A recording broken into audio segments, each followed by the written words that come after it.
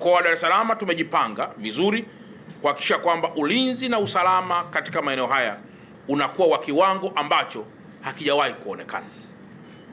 Naomba niwathibitishie ndugu waandishi wa habari kuwa hakuna mtu yoyote ambaye atahamasisha vurugu katika maonesho au ukanda wowote na akabaki kuwa salama.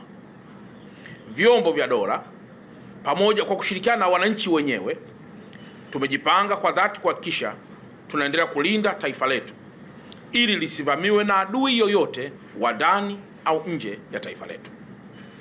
Kwa kuwa maonesho haya ni kielelezo kikubwa cha utajiri wa Mtanzania, na kwa kuwa ni kielelezo kikubwa cha fahari ya Mtanzania, na kwa kuwa ni kielelezo kikubwa cha utamaduni wa Mtanzania, tutaendelea kuhamasisha wananchi wote, moja, waweze kushiriki, lakini mbili, waweze kushiriki kwa kufanya biashara, lakini tatu, kwa kuweza kushiriki kuilinda amani ya taifa letu.